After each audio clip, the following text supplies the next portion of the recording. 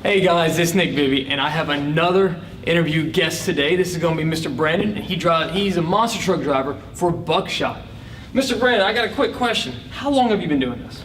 About 10 years. 10 years. How old are you? 30. 30. So you started out whenever you just right at 20 years old. Yep. Fresh out went to Wyotech to a technical school. Started right out of that. How'd you even get into it?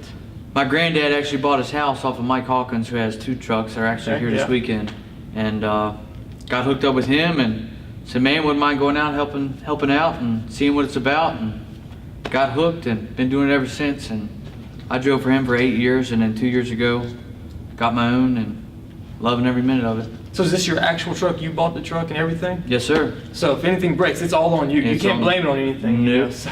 No. Don't get me wrong, it's all fun when you can go out there and tear somebody else's stuff up and not have to worry about footing the bill, but you take a little bit more pride in your own stuff. So I can only imagine. I said, down here in Louisiana, we have these jacked up trucks everywhere you go, and everybody has their backyard, monster trucks. Right. But it's all within the family. And you said it wasn't for family. You just kind of got in there whenever you were 20. Yep. Was this always a dream, or it just came along? It just came up. I love big motors and blower motors. I've been around tractor pulling my whole life. And I actually had a 3-engine pulling tractor up till about 2 years ago. I sold that and bought the monster truck, and it's I just love big motors. I love being around it and working on them, and love every second of it. So what's the Buckshot modeled after? What kind of chassis are we talking about on there? It's a kind of a special homemade chassis.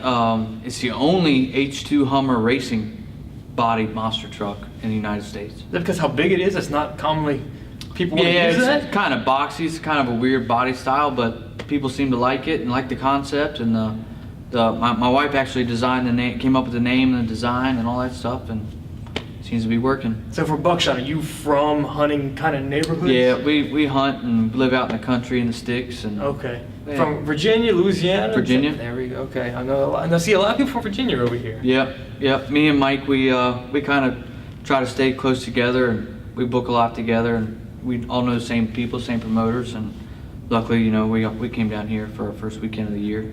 What's your end goal? You said you've been doing this for 10 years. You happy where you're at, or you have somewhere else you want to go? I got 3 boys, 10, 5, and 1, and I'd like to see every one of them in one. Really? Yeah. So it's not like, people say like, oh, this is a monster truck, you're not going to be able to make it. It's a crazy dream. Forget that. Get a real job. Yeah. Have you been told that? Yes. Oh, yeah. Okay. And what made you even like, forget you guys, I want to still doing this?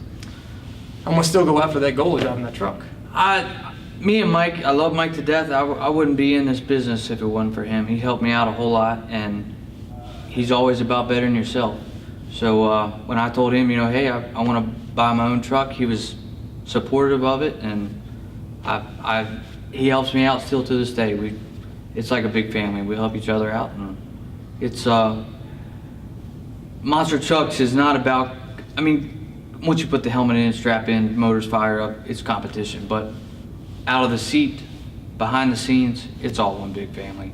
It's all about putting on a show for the fans, and it's just something. Once you're a part of it, it's hard to get out of it. You love every second of it. How much adrenaline do you have pumping through you, or you have to stay focused so there's not so much adrenaline? The first year, you don't get tunnel vision out there. The first year or two, I was, just nervous, especially driving somebody else's stuff. But after that, I never got nervous. I never really get pumped up. But the second you go out there in front of 5, 10, 50,000 people and everybody stands up and is cheering, it's game on. It's a whole new way. Even if you're in a small arena, you feel like you're in like a football stadium. Yes.